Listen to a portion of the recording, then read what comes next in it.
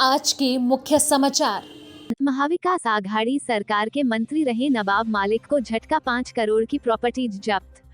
भाजपा ने आपको दिया ऑफर, गुजरात चुनाव छोड़ दीजिए, सत्येंद्र जैन को रिहा कर देंगे। सिसोदिया के पीए के घर ईडी की छापेमारी, फिर पीए को गिरफ्तार करने से राजनीति गरमाई। दाऊद छोटा, शकील सहित 3 अन्य आतंकवादियों के खिलाफ टेरर फंडिंग में चार्जशीट पेश। मुंबई, राष्ट्रवादी कांग्रेस पार्टी नेता और महाराष्ट्र की महाविकास आघाड़ी सरकार में मंत्री रहे नवाब मलिक को एक और बड़ा झटका लगा है। प्रवर्तन निदेशालय ईडी को उनकी और उनके रिश्तेदारों के नाम की 8 बड़ी प्रॉपर्टीज जब्त करने की इजाजत मिल गई है। इनमें मुंबई के गोवावाला कंपाउंड की जमीन का एक हिस्सा, कुर्ला पश्चिम के 3 फ्लैट, बांद्रा पश्चिम में स्थित 2 फ्लैट और उस्मानाबाद जिले में 147 एकड़ की खेती की जमीन शामिल है। जब्ती की कार्रवाई शुरू करने के लिए ईडी अधिकारी कानूनी सलाह ले रहे हैं। इससे 2 दिनों पहले ही शिंदे गुट के विधायक प्रताप सरनाइक की 11 करोड़ से ज्यादा की प्रॉपर्टी जब्त करने के बाद अब ईडी ने नवाब मलिक की संपत्ति जब्त करने की दिशा में कदम बढ़ाया है। इस वक्त नवाब मलिक न्यायिक हिरासत में हैं। वे मुंबई के आर्थर रोड जेल में अपना वक्त गुजार रहे हैं, लेकिन फिलहाल बीमार होने की वजह से अस्पताल में उनका इलाज शुरू है। इससे पहले फरवरी महीने में ईडी ने मनी लॉन्ड्रिंग के मामले में और अंडरवर्ल्ड डॉन दाऊद इब्राहिम से संबंधित लोगों और मुंबई बम ब्लास्ट के आरोपियों से जमीन का सौदा करने के मामले में नवाब मलिक को अरेस्ट कर लिया था। इसके बाद अप्रैल महीने में ईडी ने तत्काल के लिए नवाब मलिक की कई संपत्तियां जब्त की थीं। अब ईडी की ओर से मलिक की 8 संपत्तियों की जब्ती की कार्रवाई को मंजूरी दी गई है। इन संपत्तियों में मलिक और उनके रिश्तेदारों के नाम की प्रॉपर्टीज हैं। उनसे संबंधित company Solis investments private limited और मलिक की इंफ्रास्ट्रक्चर से जुड़ी कंपनी है। पिछले कई महीनों से उनसे पूछताछ और जांच शुरू है। इस पूछताछ और जांच में ईडी ने उनकी सारी संपत्तियों के बारे में जानकारियां हासिल कर ली है। अब कानून विशेषज्ञों की सलाह के बाद जब्ती की कार्रवाई शुरू हो जाएगी। नवाब मलिक पर आरोप है कि उन्होंने अंडरवर्ल्ड डॉन दाऊद इब्राहिम की बहन हसीना पाकर से संबंधित सलीम पटेल और 1993 के मुंबई बम ब्लास्ट के आरोपी सरदार खान से गोवावाला कंपाउंड की 3 एकड़ जमीन का सौदा किया है। इस सौदे से हुई कमाई से फूटी कौड़ी भी जमीन की मालकिन मुनीरा प्लम्बर को नहीं दी गई। जोर जबरदस्ती से 1999 में power of attorney Salim Patel के नाम ट्रांसफर किया गया और जमीनें हथिया ली गईं और महज 20 लाख रुपए में करोड़ों की जमीन का नवाब मलिक ने सौदा कर लिया। उप मुख्यमंत्री देवेंद्र फडणवीस जब विपक्षी नेता थे और नवाब मलिक मंत्री थे, तब फडणवीस ने आरोप लगाया था कि इस डील से हुए फायदे के बाद 50 लाख रुपए से ज्यादा हसीना पाकर के अकाउंट में ट्रांसफर हुए। इसके बाद मुंबई में 3 बम धमाके हुए, यानी इस डील से कमाया हुआ पैसा टेरर फंडिंग में इस्तेमाल में लाया गया। लेकिन नवाब मलिक का कहना है कि उन्होंने गोवावाला जमीन का सौदा कानून के तहत रहते हुए किया है और जिस वक्त उन्होंने जमीन का सौदा किया उस वक्त सरदार खान पर मुंबई बम ब्लास्ट का आरोप नहीं था।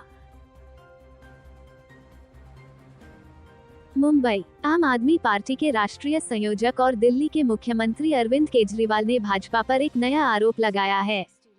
केजरीवाल ने दावा किया है कि भारतीय जनता पार्टी ने गुजरात विधानसभा चुनाव को हमें यह ऑफर दिया था कि आप गुजरात चुनाव छोड़ दीजिए, तो बदले में सत्येंद्र जैन को रिहा कर देंगे। शनिवार को इंडिया टुडे से बात करते हुए केजरीवाल ने दावा किया कि भाजपा ने वादा किया था कि अगर आप गुजरात में चुनाव की दौड़ से हट जाती है, तो जेल में बंद दिल्ली के मंत्री सत्येंद्र जैन को रिहा कर दिया जाएगा। केजरीवाल का यह नया दावा गुजरात चुनाव की तारीखों के ऐलान के कुछ दिनों बाद किया गया है। इस दौरान आम आदमी पार्टी के मुखिया ने दिल्ली शराब घोटाले को लेकर भी बातचीत की। उन्होंने अपनी पिछली बात को दोहराते हुए कहा कि भाजपा ने सिसोदिया से संपर्क किया और उन्हें भगवा पार्टी में शामिल होने के लिए राजी किया। उन्होंने अपने दावों को दोहराते हुए कहा कि भाजपा ने आप छोड़ने पर सिसोदिया के खिलाफ सभी मामलों को रद्द करने की पेशकश की थी।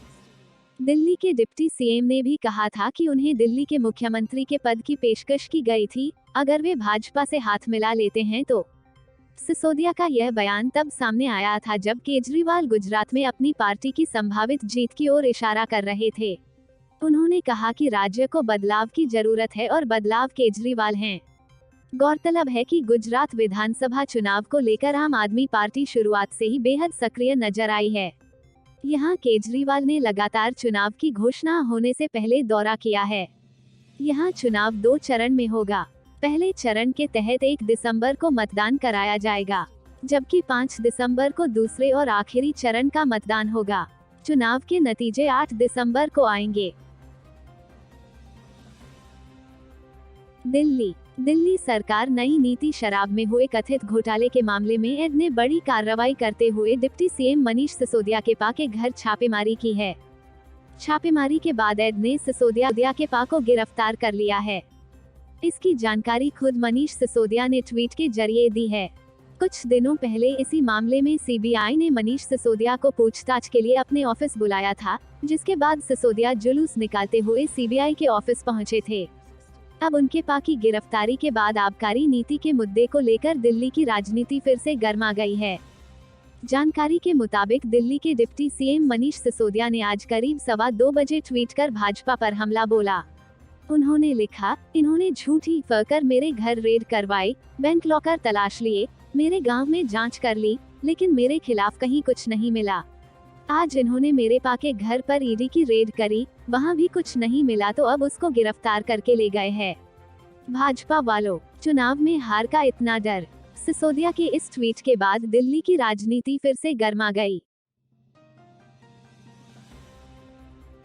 मुंबई डी कंपनी और डॉन दाऊद इब्राहिम के टेरर फंडिंग मामले से संबंधित मामले में एनआईए ने 3 गिरफ्तार आतंकियों आरिफ अबूबकर शेख, शब्बीर अबूबकर शेख और मोहम्मद सलीम कुरैशी उर्फ सलीम फ्रूट और 2 वांछित आरोपियों दाऊद इब्राहिम कास्कर और शकील शेख उर्फ छोटा शकील के खिलाफ आरोप पत्र दायर किया है।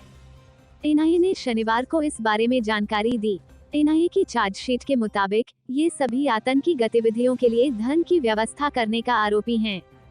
केंद्रीय जांच एजेंसी ने कहा कि इन सभी आरोपियों के खिलाफ मामला गैरकानूनी गतिविधि रोकथाम अधिनियम यूएपीए, महाराष्ट्र संगठित अपराध नियंत्रण अधिनियम मकोका और भारतीय दंड संहिता की कई धाराओं के तहत दर्ज किया गया था। एनआईए ने बताया कि जांच में यह भी सामने आया है कि गिरफ्तार आरोपियों अबूबकर शेख, शब्बीर अबूबकर शेख और मोहम्मद सलीम कुरैशी उर्फ सलीम फ्रूट को मुंबई और भारत के अन्य हिस्सों में आतंक पैदा करने के लिए हवाला चैनलों के माध्यम से विदेश में स्थित फरार वांछित अभियुक्तों से सनसनीखेज आतंकवादी कारनामों को ट्रिगर करने के लिए भारी मात्रा में धन प्राप्त हुआ। एनआईए ने बताया कि ये सभी आतंक फैलाने के लिए विभिन्न माध्यमों से वसूली करते थे। जांच एजेंसी ने बताया है कि मामले में अभी जांच जारी है। एनआईए ने बताया कि जांच के दौरान पाया गया है कि एक आतंकवादी गिरोह और एक संगठित अपराध सिंडिकेट डी कंपनी के सदस्यों ने विभिन्न प्रकार की गैरकानूनी गतिविधियों को अंजाम देकर गिरोह की आपराधिक गतिविधियों को आगे बढ़ाने की साजिश रची थी। इन आरोपियों ने लोगों को धमकाकर भारी मात्रा में धन उगाही, वसूली और उगाही की थी। जांच एजेंसी ने यह भी बताया कि वसूली गई रकम का प्रयोग अपने आतंकी उद्देश्यों और भारत की सुरक्षा को खतरे में डालने और आम जनता के मन में आतंक पैदा करने के कामों में किया गया था। Bureau report, Mumbai.